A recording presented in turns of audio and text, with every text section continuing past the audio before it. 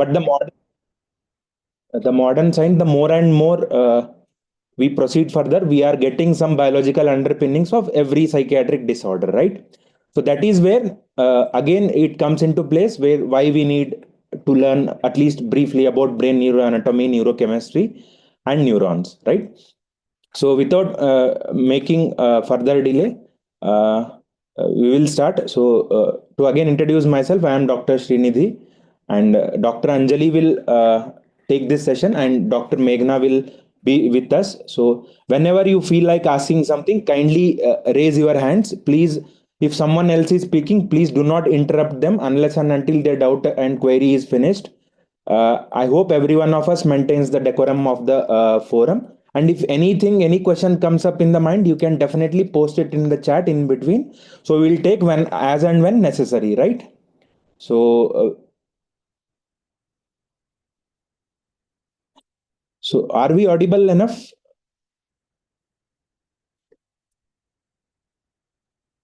Yeah. Okay. Okay. So if someone is having any glitch, so majority of you are getting good good audibility. If someone is having any glitch, please check your internet connection, right? So we'll, without making further delay, we'll start this topic, brain neuroanatomy, neurochemistry, and neurons. Over to Dr. Anjali. Hi, so good afternoon, everyone. This is a post lunch class, so I hope you guys are awake and you'll be listening. So, before starting, because we are from different, like the people have different backgrounds, I just wanted to know how many of you are actually aware of these terms from before, like the neuroanatomy, neurochemistry, and neurons. Does anyone has any idea about it? If you want to unmute yourself and say, one of you can. Yeah, Miss Sophie, you can tell us whatever you know, or Miss Meera.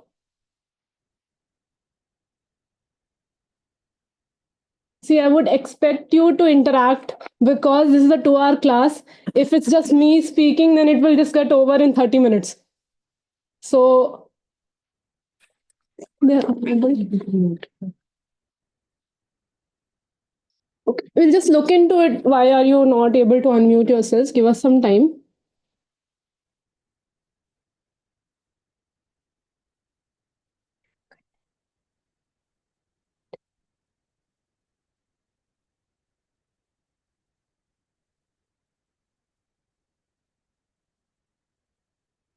Is the voice breaking for everyone? Yeah, Miss Khushbu, I think it's some issue on your end. If you can check with a better internet, it might help.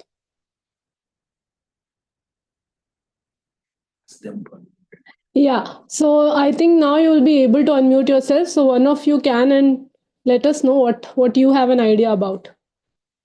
Hi, this is Meera. Yeah. And I've heard these terms before, also because my daughter is a psychology student. But what I understand from neuroanatomy is anatomy of the nervous system is what I understand, and the chemicals which interact in the brain is what is neurochemistry. And neurons are mostly present in the brain. They are the transmitters, if I am right. Those are the transmitters of the messages in the brain, for us to function regularly. Our thoughts, memory, etc., are transmitted through the neurons. That is my understanding. Yeah, that is perfectly right, Meera. So that is what we will be discussing today. That whatever she said was right. It is the anatomy of the nervous system. Anatomy means how the nervous system is in the body, and then neurochemistry deals with all the chemicals which are present in this nervous system, and how are we going to why do we need to know about all this is because, as sir said in the initial introduction part, that psychiatry has gone beyond just being in an abstract way. It is more related to biological and structural things. So, to understand it better, we will first understand what do we mean, what is brain exactly, what are the different areas and everything. That is basically what we are going to talk about in this class. Okay, so I'll start with the reason why do we need to learn about it. So as I said, that if like you have to be the bridge between the mental health professionals and the general public, so you need to know the brain functions so that you can understand why the person is saying something, why is he feeling that way. So if you have a better understanding of it, you can help them understand their emotions better as well. So neurochemistry is something which influences everything, the emotions, the behaviors, as well as the mental health. And thus having a knowledge about all this will help you explain the therapy benefits to the client as well. So it also helps you to understand how stress works, how is trauma working, what is the function of coping mechanism, and how everything that we are doing is helping the client per se. So that is our aim, and we hope to achieve it by the end of this class. So first thing that we'll talk about is the basic structure of the nervous system. So this is more of theoretical aspect, but just to get an image of it, the nervous system is divided into two parts: the central nervous system and the peripheral nervous system. And the name itself makes you understand what is it. So central means which is in the center, that is the brain and the spinal cord, and the peripheral nervous system includes the other parts of the nervous system and how it goes to every other organ in our body. So the peripheral nervous system is further divided into the somatic system and the autonomic system. In more layman terms, if we talk about it, somatic is something which is voluntary and autonomic is something which is involuntary. For example, if we want to move our hands, it's on our voluntary control. We want to move this hand, we can move. We want to move the fingers, we can move. But if we want to move our stomach, we can't do that. If you want to move the food in the stomach, we can't do that. So that is how you can explain the client if they want to know. So the next which we will focus more on is the brain.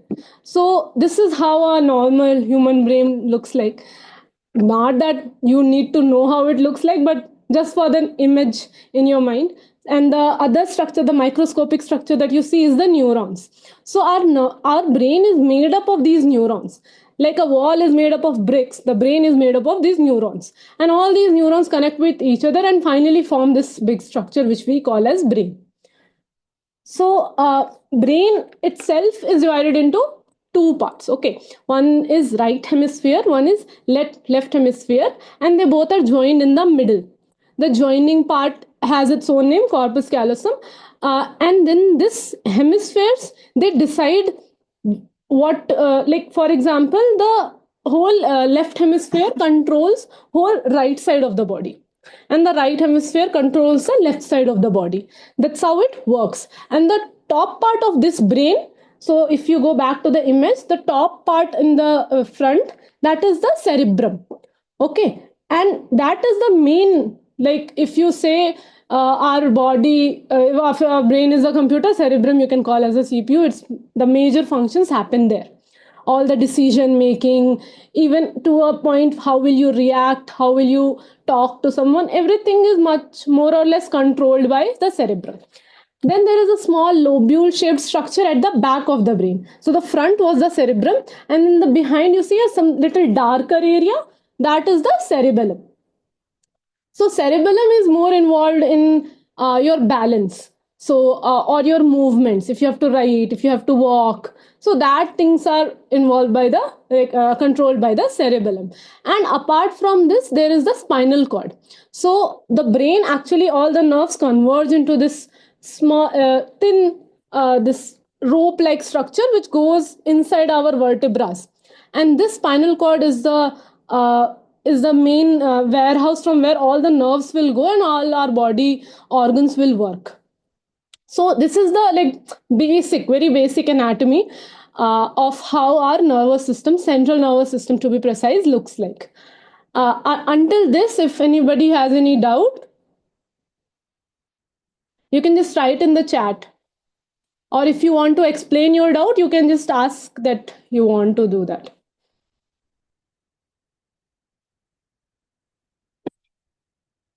Okay, so if everybody is clear, we'll go ahead. So this is the cerebrum. So the top part, as I said, was the cerebrum. The cerebrum is further divided into many parts. So for the pictorial representation, we have colored it. So the blue part, that is, cerebrum itself was in the front. The front of the front is the frontal brain. So that is like as easy as it can be. Front is called the frontal lobe. Then the sides. The side is the green part, that is the parietal lobe. Then on the top of the parietal lobe is the temporal lobe, and on the behind part is the occipital. Why these differences were made? Why cannot we just call it cerebrum? So the differences were made on the basis of their function. Each lobe has a different function. Okay, so as you can see, it's there in the slide as well, that the frontal lobe is mainly involved in decision making and the movement. So movement in the sense, what movement you have to do. For example, if you see a bottle, how do you know that you have to open the cap like this? So this decision that you have to hold the cap with one hand, hold the bottle with other hand, and then move this in this position, then the cap will open. This whole idea, how do we do this, is done by the frontal lobe. Next is the parietal lobe, which is more involved in the sensory processing. So like if you touch something, if you hear something, you have to process that as well. So that is controlled by the parietal lobe. Then the temporal lobe. So temporal lobe is very important because it is involved in memory. So if at all your client is having an issue in memory, and the family members might complain that he doesn't remember anything, he has become lazy, you can actually make them understand that it doesn't work like that. There is a whole part in the brain which is actually involved in maintaining the memory, creating the memory, retaining the memory as well. So, and then comes the occipital lobe, which is more or less involved in the vision. So if there are any issues with the occipital lobe, the vision of the client or the patient will suffer. So this is the broad division of the cerebrum or the cerebral cortex. We can go deeper and deeper in every cortex. We can talk about each cortex for an hour, but that is not the scope of this class. So for now, because our main aim, why are we learning this, is because we have to make someone understand it. There is a question from Meera ma'am, that do the size of lobes differ in every individual? So yes, they can differ in every individual, but it's not like there will be a very major difference. They are more or less same. And if the frontal lobe is smaller, then like the relative sizes are more or less same. If it's more small than what is required or than what is normal, then there will be some symptoms which will be visible in that client. Am I clear with your question, ma'am? Yeah. Okay. Both sides. Yeah, it is on both sides. This is like this. So the frontal lobe is here, temporal lobe is here, parietal lobe is here, and then occipital lobe is. So whole brain is two. As I said in the first slide only, the whole brain is two parts. The both parts are joined to each other. So even the frontal lobe, there is a right frontal lobe, there is a left frontal lobe. There is a right temporal lobe, there is a left temporal lobe, and so on and so forth. Can each lobes can be improved? I'm sorry, I didn't get your question. Functions maybe. Ma'am मैं पूछना चाहती थी कि क्या इन सब के जैसे memory है, क्या इसे इम्प्रूव किया जा सकता है थ्रू प्रैक्टिस और बाय सम मेडिसिन और बाय एनीथिंग जो आपने Yeah, I understood your question. So medicine, I am not very sure. There are no much research which we have given a substantial data that this particular medicine improves the memory. But yeah, practice does improve the memory. So there is a concept for it. Maybe in later classes you will learn how does practice actually improves the memory, but that is true. To children with sensory issues. What? Yeah, again, mostly the sensory issues, we take it as like, we generally take it on the lines of autism. So it is not as simple as that. Just only one lobe gets involved. Each lobe is interconnected, right? If some lobe has some function, it doesn't mean that other lobes aren't involved in that function. It's like majority of the function is by that lobe. All other areas of brain gets involved in their own percentage, right? They may get involved or they may not get involved. It's not like only frontal lobe will work on movement. No, like ma'am said earlier, Dr. Anjali said earlier, Like the moment you also need to have uh, like your cerebellum gets involved and your basal ganglia, there are in a structure called basal ganglia, and those get involved. So it's not so simple. Like one movement is done by one frontal lobe. No, it is done. It has to, and before you initiate any movement, you have to plan that movement, right? You want to catch a ball or to play with volleyball, you have to estimate at what speed it is coming, in what direction it is coming, what is the size of it. So again, other area gets involved, right? This is for rough understanding initially, but each simple thing what we do involves many areas at a time, right? And rightly pointed out, the colors, actually it was overlooked, sorry. Parietal lobe is The green one is green the, color, yeah. right? No, the green one is the temporal. Temporal lobe, and yellow one is the parietal lobe. Sorry for that thing, thank you for pointing it out. What is the practice, what is that practice called? I think with respect to memory training, right? We can say it conditioning, or directly we can say in simple terms practice only, right? The more and more you practice any skill, the more and more better it gets, right? That is where we hear the proverb, practice make things perfect, right? Mentally retarded person lobes are same as normal. They might be normal in many cases, they might be of different function, or you can say dysfunctional, right? Okay, then let us continue. Yeah. So now the second system that we'll talk about after the cerebrum in the brain is the limbic system. So limbic system, it's a deeper structure in the brain. So when you open it, then you will find the limbic system. So the limbic system controls emotions, memory, and motivation. So in when throughout the class you will find some functions which are controlled by different parts of the brain. So that is how brain works. So doesn't mean that only temporal lobe is involved in memory or only frontal lobe is involved in decision. It doesn't work in that simple way. So the mechanism is very complex. These divisions that we have made is for our better understanding. So in the limbic system also it controls the emotions, memory, and the motivation. And the four key areas in the limbic system is amygdala, hippocampus, thalamus, and hypothalamus. So amygdala is the part which processes fear and emotional response. So for example, when you see a dog, you feel the fear in you. You feel the need that you need to run. So that is the response which is controlled by the amygdala. Then there is hippocampus, which is essential for memory formation. So whenever you read something, the how that whatever you have read, you have to recall after half an hour. So there will be some part which has to change in that neuron. So that is controlled by the hippocampus.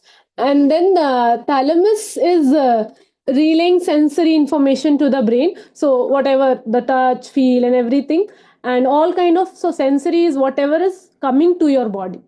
So that is relayed to the brain. So if your hand feels the cold, then that cold has to go till the cerebrum to understand that okay, this is cold, and that's when you remove the hand. So everything happens very quickly, but thalamus is something which is a relay point. Then hypothalamus is something which regulates from the hormone, for regulates the hormones, the hunger, and the emotion, as well as sleep at times. So this is a broad way of describing what all comprises of the limbic system. So There is one, sorry, we didn't include the pet lovers here. Yeah. So yeah, pet lovers may be comfortable with dogs. I definitely understand that thing. But we use that thing because that is the most common, the most frequently seen animal in and around us, at least for with respect to Bangalore, I can say. Other animals are not so easily available in and around, so we took it that way. There was nothing in it. Why do some of us have fears? And ma'am, again, there comes one more concept called threshold, right? So everyone, for a simple one event, everyone will react in a different way. Like for Indians, many a time it is told that we are more emotionally, we get more emotionally involved in most of the things, right? So when it comes to some other continent like Australia and all those continents, those people are primed in that way that for simple things they won't react much. But again, it goes to the threshold of reactivity for each and every event that we have. Someone might fear for exams. Someone, even though no matter how difficult it is, they will be super cool. There goes the individual variability, or what we call as trait, or what we call as genes. So all those things play a role here as well, right? And in since childhood, how they have developed. If someone has started to learn swimming in the river itself, for them swimming pool won't be a matter, right? If you go other way around, then people might get scared. So that is the conditioning, the socio cultural things that get involved. Everything plays a role, whether we how we react to a particular stimulus or situation, right? ಸ್ವಲ್ಪ ಮೇಲ್ಗಡೆ ಹೋಗಿ question.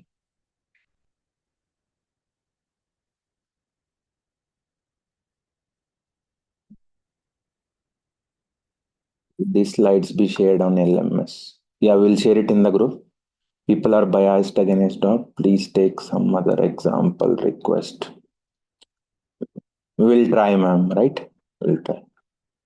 Basically, the brain is not compartmentalized, they work in synergy. Yeah. To understand things in a simple manner, initially, like we put a blueprint, right? So it is like a blueprint. Exactly, the building may not be exact replica of the blueprint, it might be more complex than that. So that is how this thing works, right? Yes, rightly pointed out. Is limbic system under, inside the cerebellum? It is not inside, ma'am. It is below it. We can say, like, if we open the upper layer, then inside we can find the limbic system. Like, simple way I can say, the fruit avocado, right? So ऊपर में कुछ दिखता है, अंदर में you will get that fruit का seed, all those things. It is located inside, like that, right? The cerebellum, a shell inside which reside the limbic system. It is beneath beneath the cerebrum and in front of cerebellum, right? Basal ganglia is in limbic system. No, it is not in limbic system, but it is attached, connected to it as well. Indian people are called emotional because we have very well developed limbic system. Might be, ma'am, we can say very well developed. Sometimes might be our thresholds are different. We may get feared very easily with respect to various other things, or we may get emotionally involved in some neutral things. Again very contextual. Just for example I gave, right? I didn't mean to generalize it for everything, right? Okay, then we can continue. So now we will be talking about the brainstem.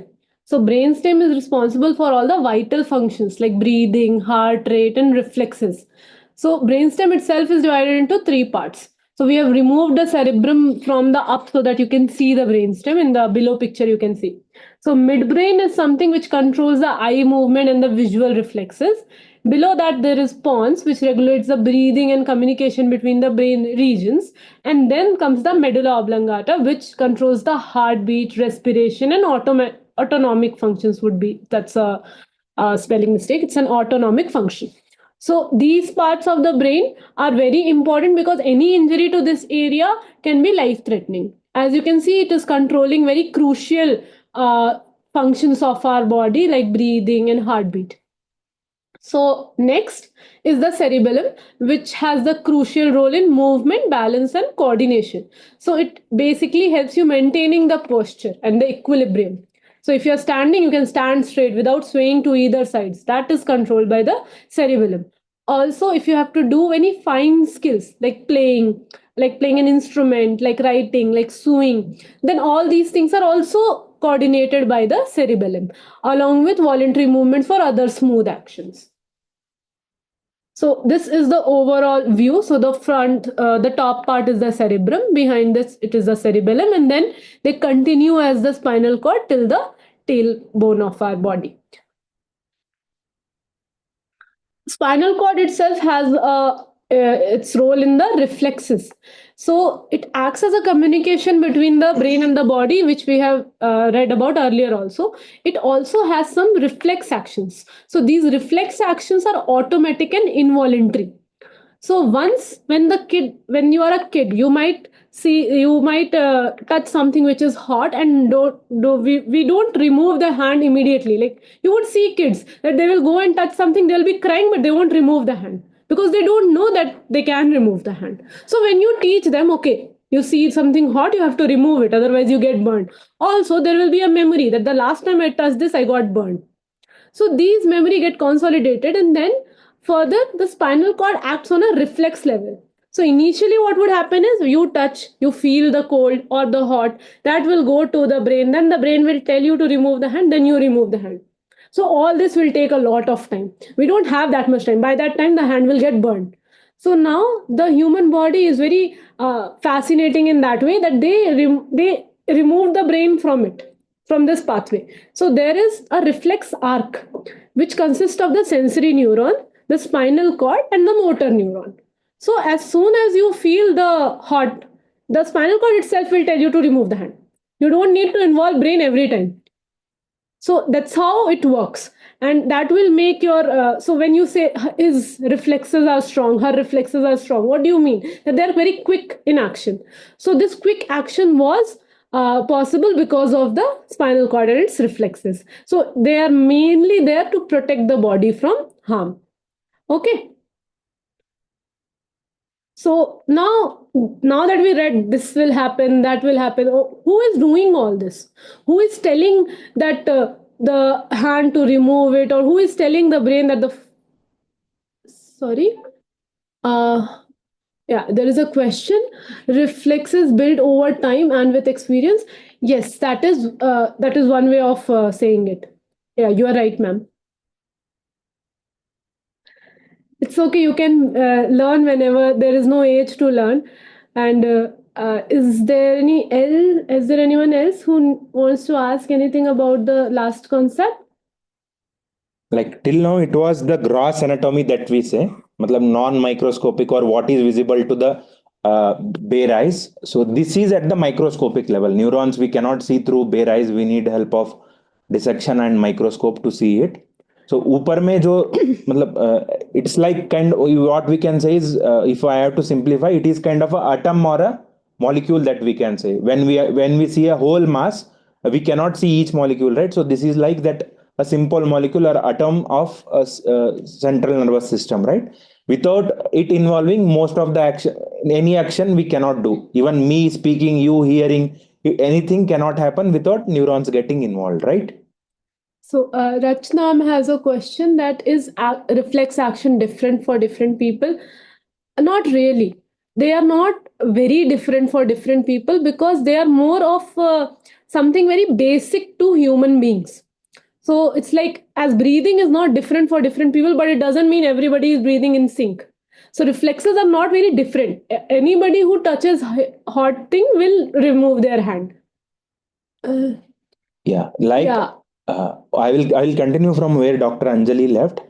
Yeah, what she was telling is the area or the pathway is same, but the frequency or the intensity may not be same, right? You can see few people are very good in sports, and few people, no matter how much ever they try, they cannot be as equal as the highest ones, right? Because there gets involved again the genetic component. What we say is there are it is called biopsychosocial model. Bio is what you inherently possess. Like we can see the familial hota, many people say that, oh, it runs in the family, like acting runs in the family or sports runs in the family. So those are the traits. It involves from atomic level to the very gross levels of actions, right? So that is one thing. It can be different with respect to what we see, not with respect to how it works. Like Dr. Anjali told, it involves the same arc, same neuron in every people, but the intensity, the frequency, and the level to which we see that action, or the speed with which we see the action, may vary from person to person, right? Like you would have seen someone are very good at reflex catching of cricket while playing cricket. Someone may not catch so easily, right? So those comes in a part of reflex. Ma'am, could you yeah, sorry for that, we will go a bit slow, no worries. Yeah, for new babies it is called primitive reflexes, right? What we develop is kind of a secondary reflexes once we go adult. What babies have is called as primitive reflexes. You can go and read on these regards. So those primitive reflexes need not have any experiential background for them to have it. right? They have more of an evolutionary concept to it. So babies are born with it. Flex or and those get formed while in being in the gestation period. So if a baby is born at 8th month or at 7th month, their reflexes also differ. Diminished can indicate nerve weakness or structural problem. It may indicate, it may not. So, what I mean is, somebody who is having an issue with their reflexes may have a nerve problem, but everybody who has a nerve problem may not have any issue with their reflexes.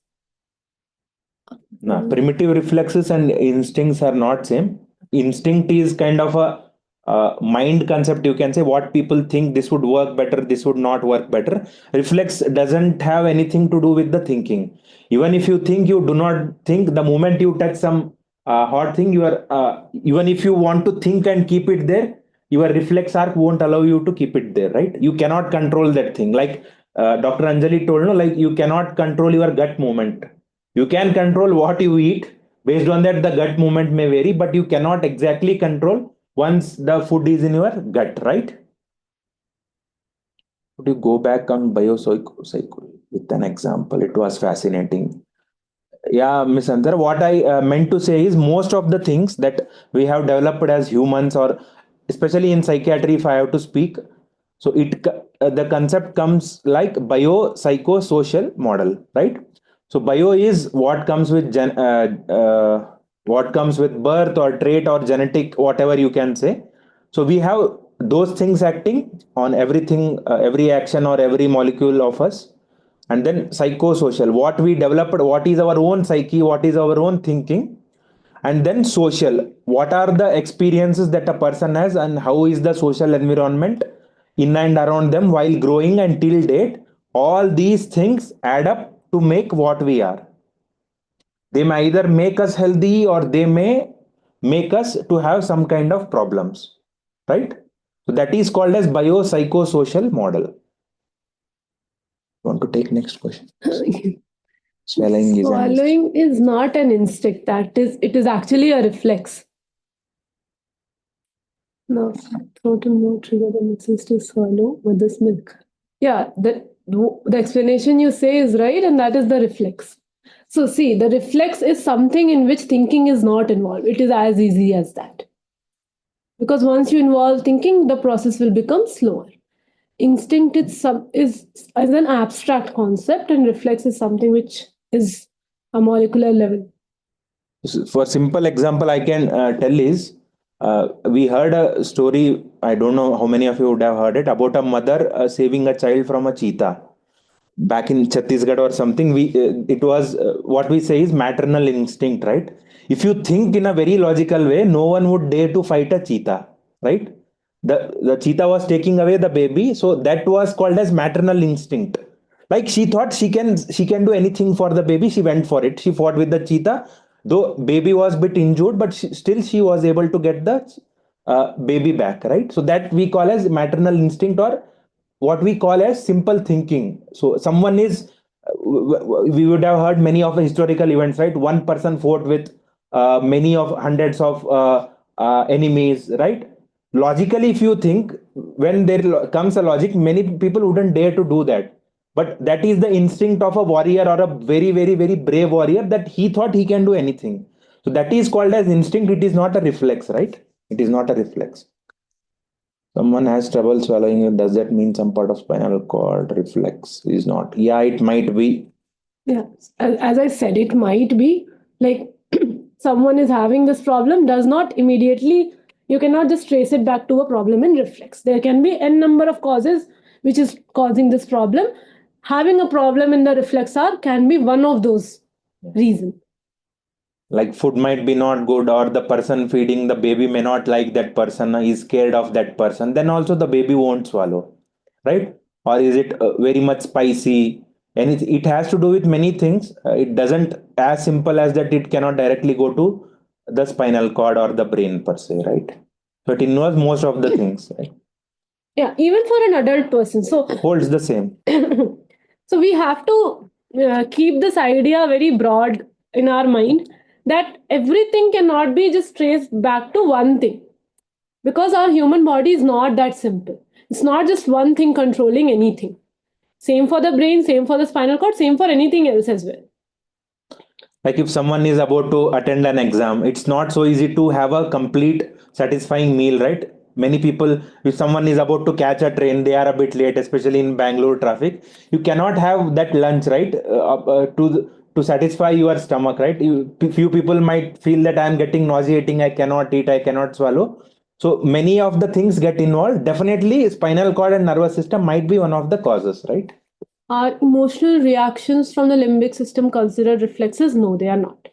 See, reflexes is something which does not have thinking attached to it. That's what you would have used that term in your lay, like talking to people. Like, I did it in a reflex. What do you mean by it? You mean it that I didn't think about it. I did it as a reflex. So that's the thing. There's a literary way of using the reflex word. Are there any other questions, or we can move forward?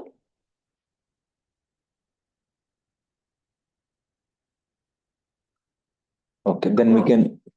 We'll go. So yeah. So now, as I was saying, that we have come from the bare eye view to the microscopic view now. So now, until now, we were studying about the wall. Now we are going to study about the brick. Okay, so neuron is the brick. It's the basic building block of the nervous system. So what do we mean by it? That all the neurons will come together and then make the nervous system. These neurons also help in transmitting the electrical and the chemical signals among each other. So if this part of the brain, please zoom into the picture, can we? Yeah, it will become very blurred if I do that.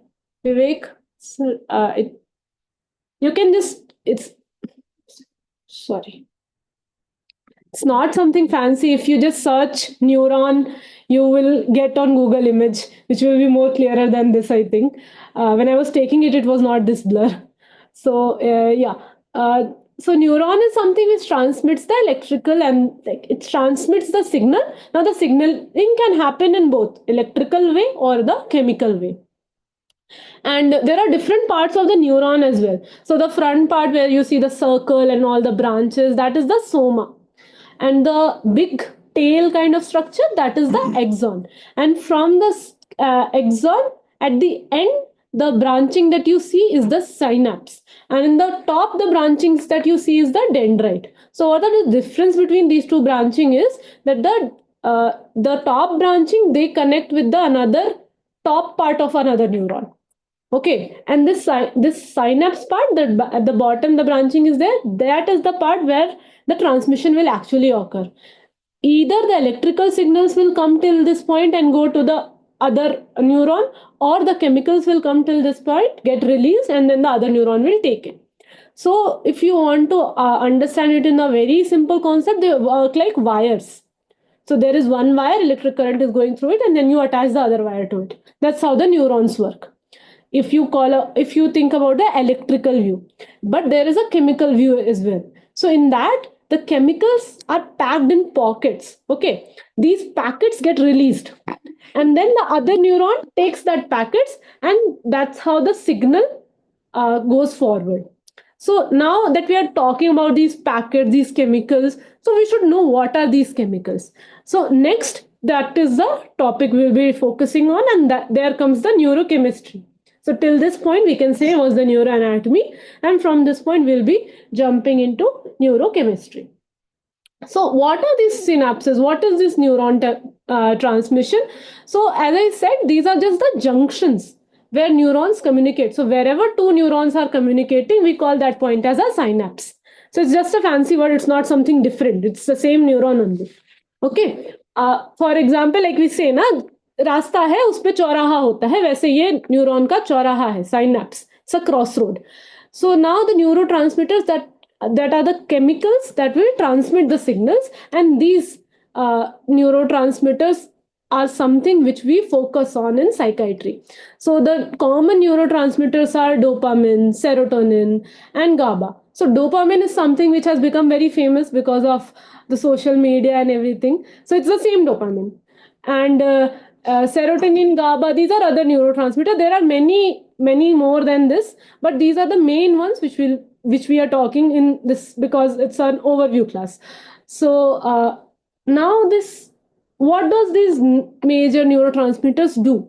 So dopamine, as I said, is more involved in pleasure and reward. So you would have seen that this causes dopamine release. I had my dopamine today. So what do they mean by it? They're actually meaning it. They had something which made them feel good. So this feel good feeling is transmitted by some neurotransmitter named dopamine. Then there is another neurotransmitter, serotonin, which is involved in mood regulation. So someone who has less serotonin, his mood will also go low. And someone who has more serotonin, his mood will go higher than normal. So this serotonin should be at a normal level for your mood to be at normal level. So why are we talking about all this is so that we can understand that whatever problem our client is facing is not something which is like people say that it's not a real problem, it's a made up thing. Your mind is making it up. Yes, the mind is making it up through neurotransmitters. Okay, so if my serotonin goes low, I will feel low. I will feel sad. I might feel like crying. So that's the reason, that's the importance of this neurotransmitters. The other neurotransmitter is GABA. So the full name is GABA aminobutyric acid. So but for our ease, we call it GABA. Yeah, there are a lot of neurotransmitter missing from this list. Vivek sir, there are a lot. I agree. Oxytocin is missing. There are a lot more than that as well. Glutamate is missing. So we are just talking on the basic terms, which see our aim is to help you guys in the work that you're going to do after this session. Does it, one second, does it mean the brain is not making these neurotransmitters when they are low? Yeah, both of that can happen. Sometimes the brain doesn't make it. Sometimes the brain is not able to take it. It's there, but we are not able to use it. Okay, that way also it can work. Then there is another question from Gauri ma'am. Is serotonin also used for sleeping better? Yes. In fact, all these hormones, these neurotransmitters are involved in sleep. There is at least 7 to 10 neurotransmitters involved in sleep. Serotonin is one of them. Yeah. Why is it called chemical signals? So just because the chemicals, these neurotransmitter, the dopamine, serotonin, these are all chemical compound. As these chemical compound are the ones which are causing the transmission from one neuron to other neuron, therefore signaling one neuron to other neuron, therefore we call it chemical signals. Like we use it in our inverters and all, no? We put some water, there is some acid or something of that sort we put, though they are chemicals, those things will help to save the electricity or to use the electricity or to generate the electricity. This is like switching on a button. So the person who switching on it is chemicals. Again, everything will again converge back to electrical signals only. It's not like every chemical will run in and around every neuron to do the work. No, those will attach themselves to a specific receptor, after which electrical signal generates, and then the further process goes on, right? That is why it is called as chemical, which is igniting the signal, so it is called as chemical signal. Can we control them some to very little extent? Yeah, in some simple terms, many people use it synonymously with hormones. Though the function of hormones is very different level, it is not at the exact neuronal level, right? And they are produced within the neurons. Yeah. Neurons itself has a factory to produce all these. Different neurons produce different kind of neurotransmitters. Hormones are produced, again, there are lot of hormones: thyroid hormone, parathyroid hormone, gut hormones, pancreas hormones, right? Then there are androgens, estrogens, testosterone, all those things. So various other body organs get involved in preparing these. Neurotransmitters are not hormones. That was a slip of tongue from me if you're getting confused because of that. They are neurotransmitters. Many a time to make people understand, people might use it synonymously, right? neurotransmitter gets more and more technical. So it might scare people as well कि कुछ तो हो गया मेरे दिमाग में neuron, ये सब न्यूरो सुनते ही लोग कभी थोड़ा डर जाते हैं. तो इसीलिए we can use it just to make people understand, but those are not exactly the same. Those are completely different, right? So Meera ma'am has said, so medications are given to balance these chemicals. Yes, you are absolutely right. That is what we do via medications. No, not really. So we cannot regulate our hormones or our neurotransmitters per se, but then there are things which will help in it. For example, if you are feeling low, you go out, you feel better. So your going out was part of regulating the neurotransmitter. Like someone plays, someone someone loves to play badminton. People will get more happy even after playing the badminton. It's not like they are pura tired and all. No, people get activated after playing as well. Like those again, there are again some set of hormones called endorphins, right? Endorphin, serotonin, dopamine. Those secretion get increased when we involve in exercise or the activities that this kind of neurotransmitter increase, we call it as positive ways to seek dopamine, right? Many people seek dopamine in very negativistic ways as well.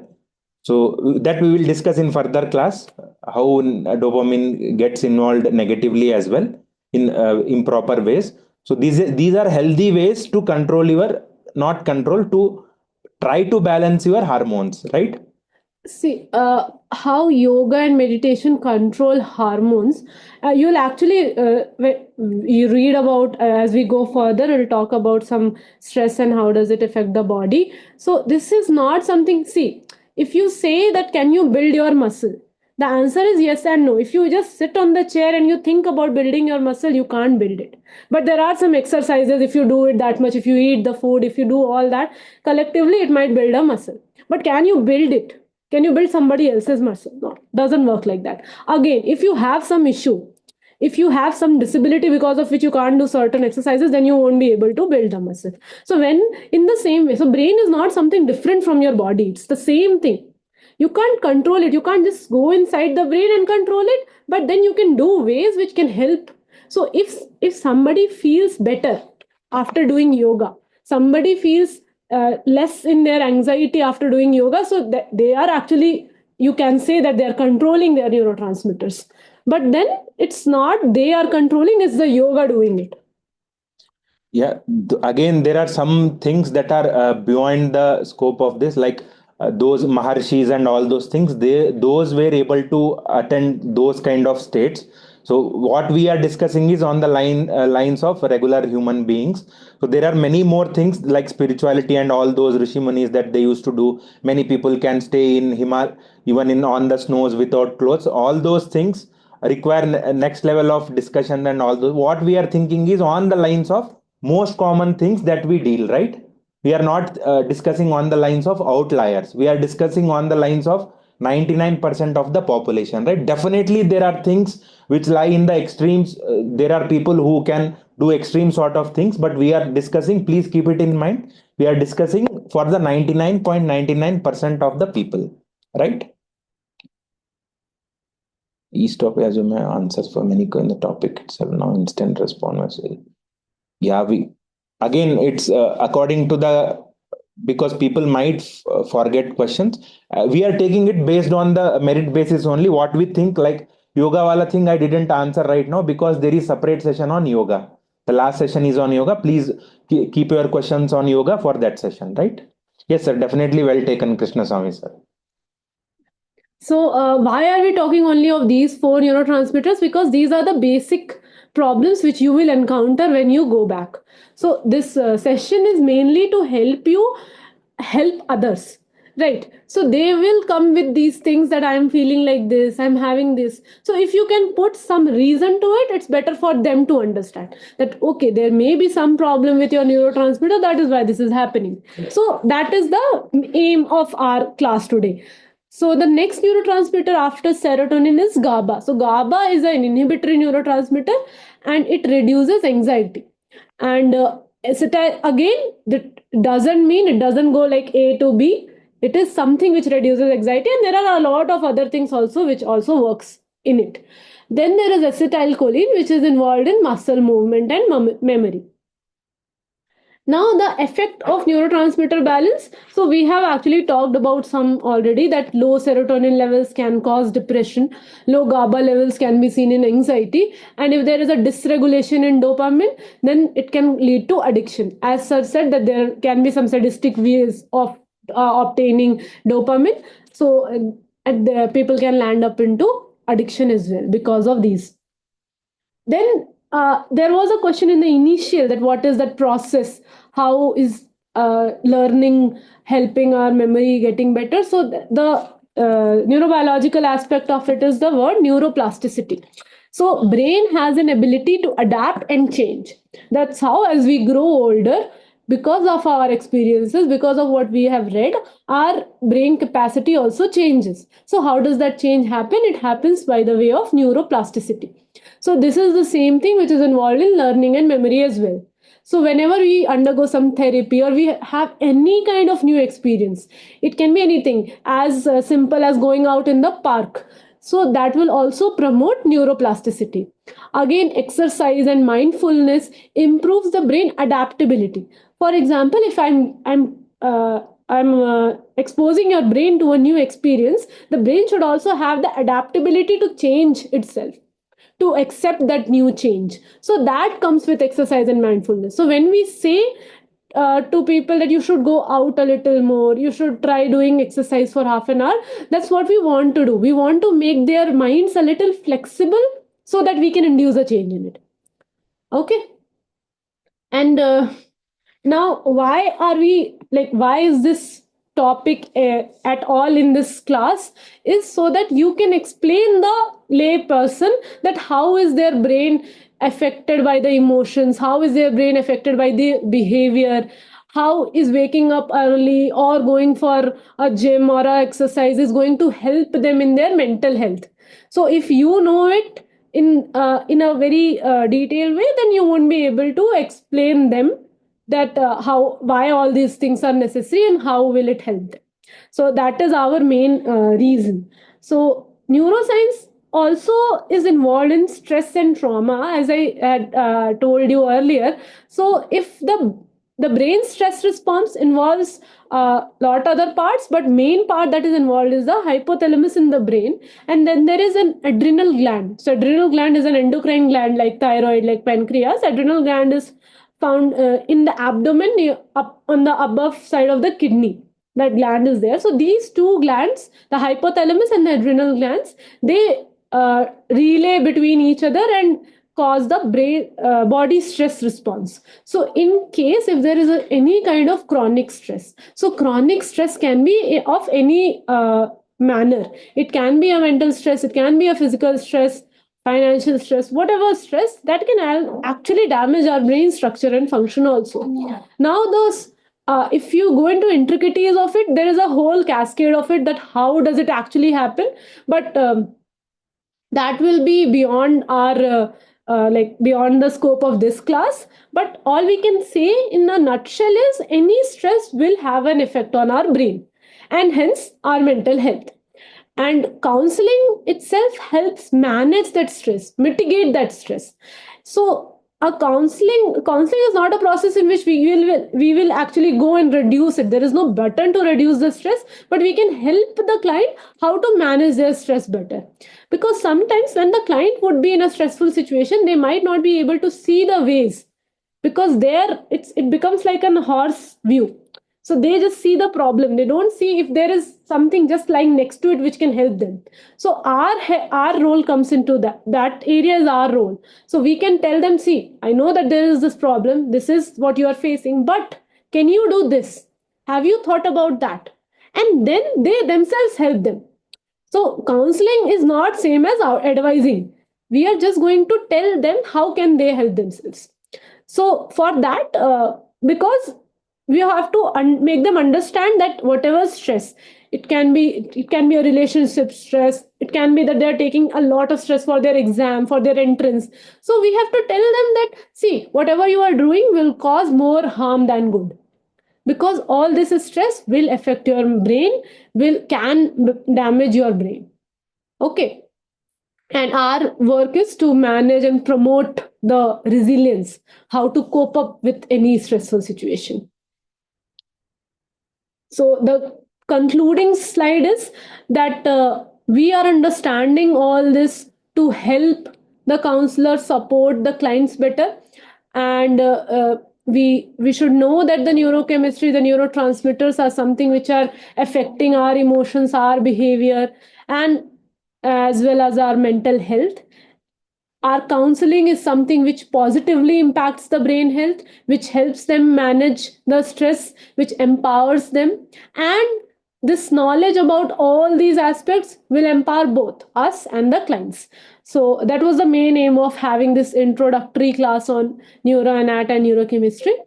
As sir had suggested earlier, Krishna said that we can have the question answer session at the end. So now you can ask as many questions as you want to, and we all will try our best to answer to the best of our capacities.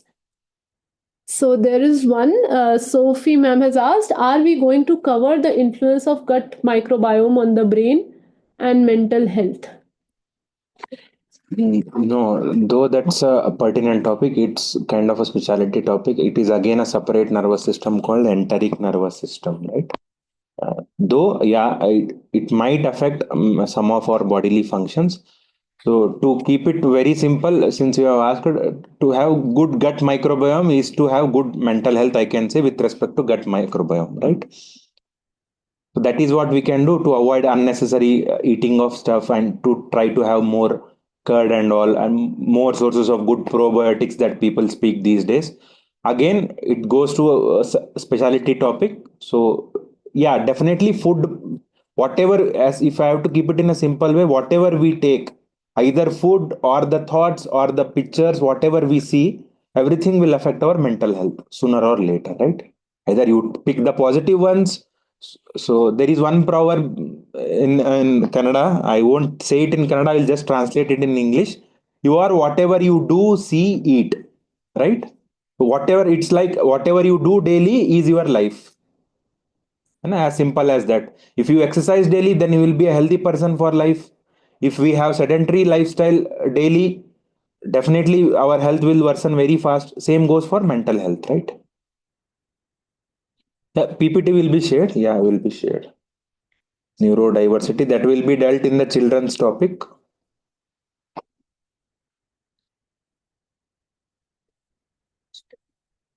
I also recall there was instruction.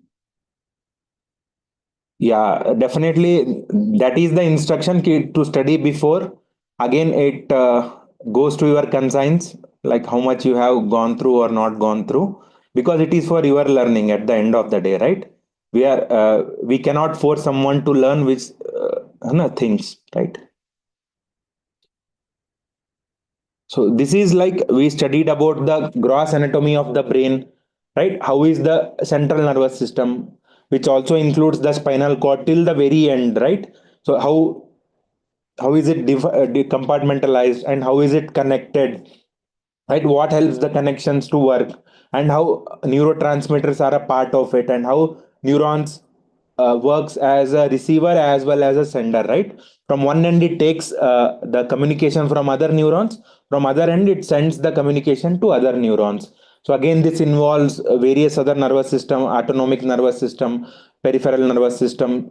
Again there are somatic nervous system which we can pursue, and there are visceral nervous system which are not under our control. All these things get involved. Again, Dr. Anjali told about the reflex arc or the spinal reflexes that we say, and we discussed about primitive reflexes. These things you can read, and just for the sake of knowledge, I don't think this will help in any other ways. Just the sake of knowledge, for the sake of inquisitiveness, you can go and read with respect to primitive reflexes, right? So, and we discussed about each neurotransmitter in brief, how it can affect positively, and if they are not in right place at the right time, how we people might face with many of the psychiatric disorders that we will see in the future days, right? And if at all, ways to control is again that is ingrained in all of most of us, like to have good sleep, and how can we try to better our mental health is to have better neurotransmitter functioning is to good sleep, yoga, and all the exercise, positive food, having a balanced diet, good interpersonal relations, all those things, right? What about adult ADHD? Please, once again, we are mentioning, kindly keep these topics for when the child topics comes, right? We cannot jumble up everything in a single session. This is about neuroanatomy and neurotransmitter. Please try to stick to the topic, right? We'll definitely take this question. Please write it in a notebook or a paper. Please keep it aside when once the child topic comes, right? Functions of brain and mind. It is single system or separate? The mind is like brain is the thing that we can see either through scan and all. Mind we cannot see, right? Mind is how it functions, right? How we use it. So that is called, people can go and read the articles on brain and mind duality. There are various good articles. Brain is what it's completely biological, है ना? Completely with science. Mind is still we are trying to understand, right? You can know everyone has the same set of neurotransmitters, same set of neurons. Still, why is everyone very much different from each other? That is where the mind comes in, as simple as that, right? Everyone has same set of neurotransmitter, everyone more or less has the same set of culture. Still in the same culture, many people vary. So that is where the mind comes in place. How they think, how they use, how they function, all those things. Stress, we have again a topic on it, ma'am. Please keep the question for that thing. If I had to keep it in very simple way, brain is the hardware and mind is the software, right?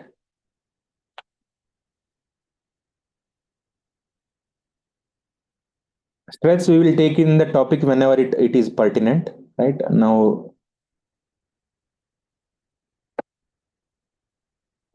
okay, I hope most of you have seen the videos before the since the week has started. Yeah, and I hope you all of you, most of you would have attended the quiz questions.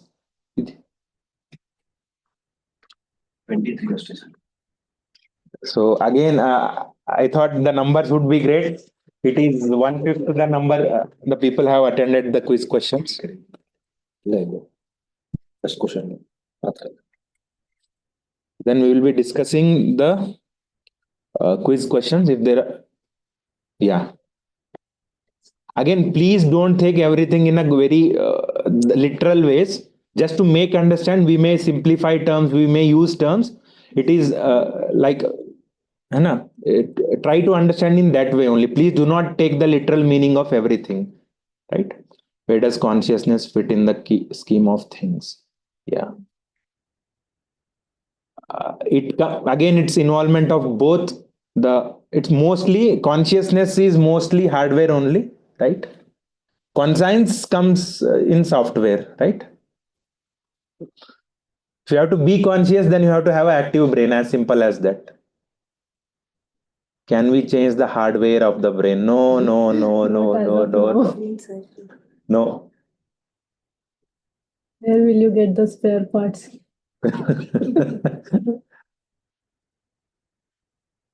Can try to protect the hardware so that it doesn't get damaged, right? Wear helmets. Or there are no any electrocution in that thing we can see, right?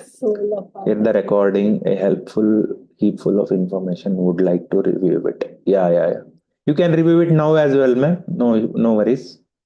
Definitely we are trying to make it better in every session that we do. Is soul a part of mind? Yeah. Good question. Yeah, good question, we can say. Please share the link of the quiz.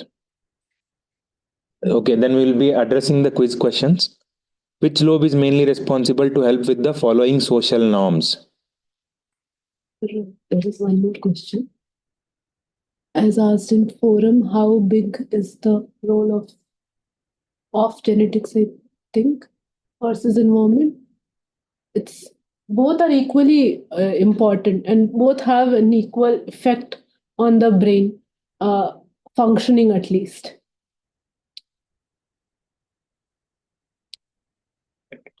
One is modifiable, one is non-modifiable, you can say. Genes you cannot modify, but your environment, whatever you see, whatever you learn, is modifiable, right? As simple as that. Yeah, the right answer is frontal lobe. This is the lobe that is responsible for following the social norms, right? The second question is, which of the following is not a part of a structure of neuron? Myelin sheath, cell body, axon, and artery. The answer is artery. Artery is the one which supplies blood. It has nothing to do with the neuron, right? What is the functional unit of the brain? Axon, dendrite, neuron, or vein? I hope whoever has answered it right. I believe neuron, because axon and dendrite are a part of a neuron, and vein has nothing to do with the functionality of the brain. Yeah, definitely it will help in the blood flow and all those things. Which of the following is not a function of frontal lobe? Impulse regulation, language, executive control, and visuospatial task. The answer is visuospatial task.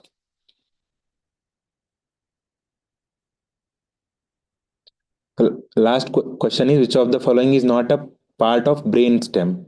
Medulla, midbrain, pons, and cortex. So brainstem is this area. What we can see is just above the neck, behind the head. So cortex is the above area. Cerebrum, we call it as cerebral cortex, right? So it is used interchangeably in medical languages, right? So medulla, midbrain, and pons come under brainstem, like it is shown in the picture, right?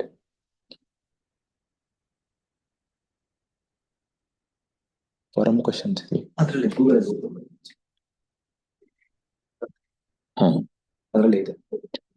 There are a few forum questions.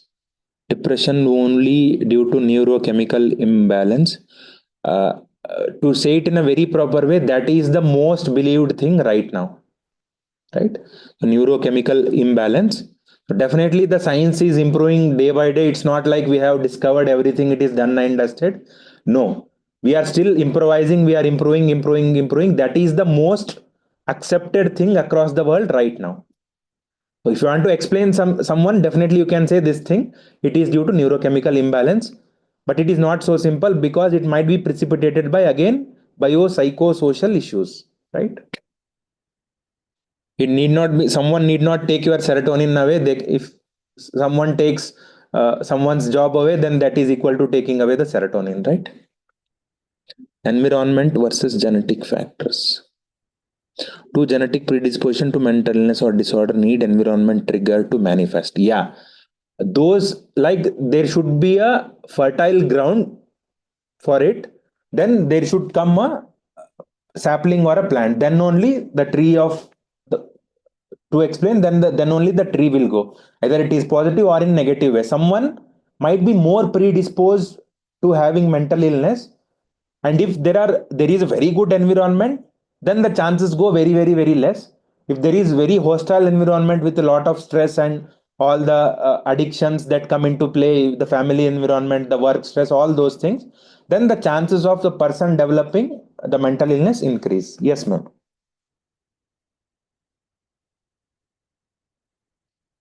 Hormonal imbalance. Why science not able to identify the amount of chemicals in neuron? How to determine which chemicals is more or shortage? Yes, sir, still science is working on it. Few years before, the people weren't sure that it is the chemicals that is working on it. Yeah, again, there are many aspects to it, because the funding is pretty less. There is no funding for research, all those political things. I don't want to go in that thing, but we should be happy that the things are improving. Hai na? We should see on the optimistic sides. And I cannot answer the thing if someone asks me why the politics is not funding this thing, so I cannot answer that thing, right? The video of brain parts. It was good, overall informative, but there was too much information, quite a few technical words to remember. Can the recap be taught in a important. I hope this presentation has covered the important parts of the brain. This is more than enough to know. If someone wants to read in deep, definitely there is a hell lot of scope to read about brain, neurotransmitter, spinal cord, all those things, mind, body, duality, all those things that you can go and read. There is no harm in reading, right? Because of that reason, we have made this particular PPT as short of scientific words as possible. So yeah, some scientific words can only be dealt with scientific words. They cannot be exact replacement of everything. Right? We definitely understand. We'll try to improve it as and when possible. When possible. If someone has some difficulty in understanding something, definitely you can put in the forum. We have answered a lot of questions. We will continue to do so. No worries.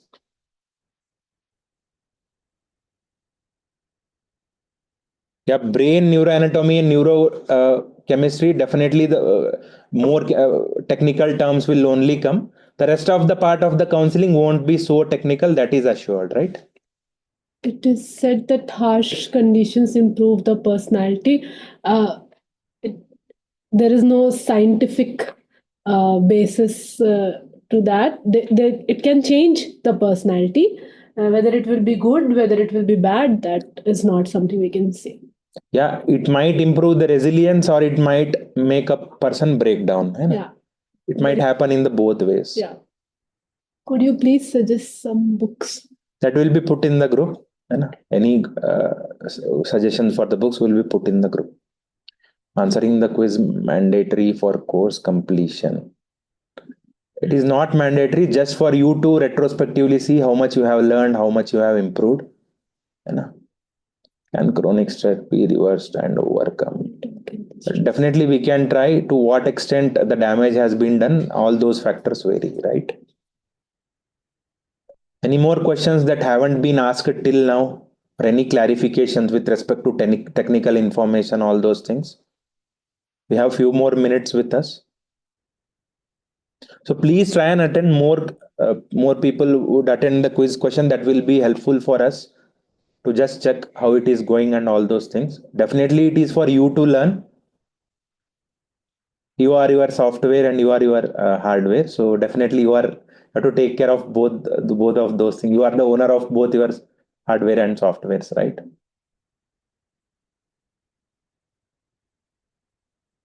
So if there are no more questions, then can we wind up? It was a brief topic because again the technical information would have been more. So we have kept it adequate for this certificate course, right? There can be hundreds of information that is still out there. We know that thing, but what is relevant, we have put it that way. Otherwise, 13th session could have been only on neuroanatomy and neurochemistry, right? Please, you can go and read mind and body duality, various other neurotransmitters, brain areas, all those things, basal ganglia, amygdala, all those things, memory circuits, Pepe's circuit. There are many such never-ending things are there. You can go and read. Right. Thank you for the session, patiently answering the question. Yes, always welcome. Okay, then if there are no questions, then we will wind up. Happy weekend to all. And previous session there was nothing. Happy weekend to all. Definitely, rest of the things will be answered in the group. Happy weekend to all. Bye bye, and thank you, Anjali, for such a wonderful presentation. Right. Thank you. Next session will be on Saturday.